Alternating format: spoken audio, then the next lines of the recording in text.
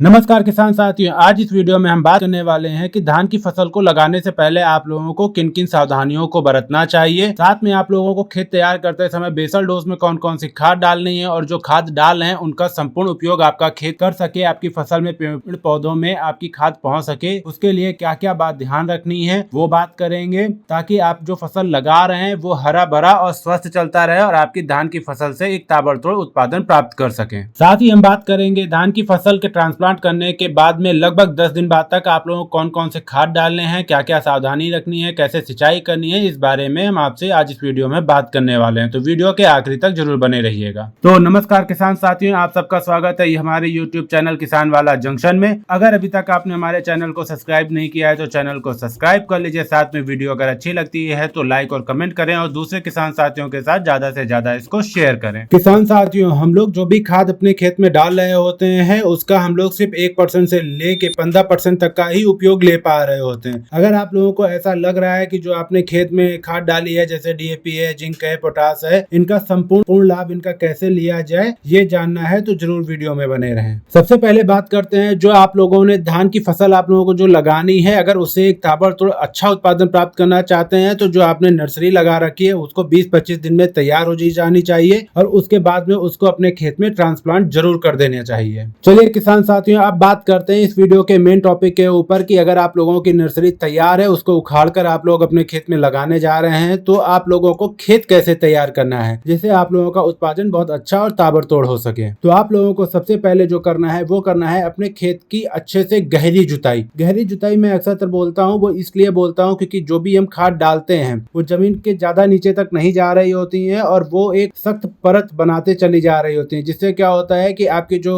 फसल होती है उसकी जो जड़ी होती है वो ज्यादा नीचे तक नहीं जा पा रही होती हैं। तो उससे आप लोगों का उत्पादन भी गिर रहा होता है और खेत में लगाने वाली जो फसल होती है वो भी अच्छे से हरी भरी नहीं चल पा रही होती है, अच्छे से ग्रोथ नहीं कर पा रही होती। तो आप लोगों को जो सबसे पहले काम करना होगा वो करना होगा अपने खेत की बहुत अच्छे से गहरी जुताई। अगर आप लोग ये काम करते हैं तो आप लोगों के खेत में जो सीमेंट नुमा परत खाद की नीचे बन रही होती है वो टूट जाती है, जिससे आपकी जड़ें भी बहुत ज्यादा नीचे जा रही होती हैं और अच्छे से आपकी फसल चल रही होती है। तो आप लोगों को इस बात का जरूर ध्यान रखना है। किसान साथियों, गहरी जुताई करने के और भी बहुत सारे लाभ होते हैं, जैसे कि आपके खेत में अगर फंगस वाली कोई बीमारी है तो वो भी खत्म हो जाती है। अगर आप लोगों के खेत में अनवांटेड खरपतवार के बीज पड़े हैं वो भी खत्म हो जाते हैं। नेमेटोड जैसी की समस्या होती है वो भी खत्म हो जाती है। तो आप लोगों को गहरी जुताई जरूर करनी चाहिए अपने खेत की। इसके बाद जो बात आती है वो ये आती है कि आप लोगों को अपने खेत में गोबर का जो सड़ा गला खाद आता है ना उसको डालना होता है। अगर आप लोग बहुत बड़े एरिया पे खेती कर रहे हैं, धान की फसल लगा रहे हैं और आपके पास इतना सड़ा गला गोबर का खाद नहीं मिल पा रहा है तो वर्मी कंपोस्ट के बैग आते हैं, उनको लेकर आप लोग डालिए। थोड़ी मात्रा में ही डालिए लेकिन जरूर डालिए, क्योंकि इससे क्या होता है कि जो आप रासायनिक खाद डाल रहे होते हैं इनका जो लाभ आपको मिलना होता है वो हमेशा 2 से 3 गुना ज्यादा ही मिल रहा होता है। तो आप लोगों को ये कार्य भी जरूर करना होता है। किसान साथियों, हम लोग जो भी रासायनिक खाद डालते हैं जैसे जिंक डाल रहे हैं, आयरन डाल रहे हैं, पोटास डाल रहे हैं, डीएपी डाल रहे हैं, ये सारी खाद जो होती है ये संपूर्ण तरीके से कार्य नहीं कर पाती है। बहुत ज्यादा ये 5 से 10% ही कार्य कर रही होती है, बाद बाकी जितना पड़ा होता है ये सब जहरीले पदार्थ में कन्वर्ट हो रही होती हैं। इससे बचाव करने के लिए आप लोगों को अपने खेत में देसी सड़ा गला गोबर का खाद जरूर डालना चाहिए, कार्बनिक मैटर जरूर बढ़ाना चाहिए। इससे क्या होता है कि आपकी जो रासायनिक खाद है उनका उपयोग भी ज्यादा हो जा रहा है, उनकी डिफिशियंसी जो होती है वो भी कम हो रही होती है और उनका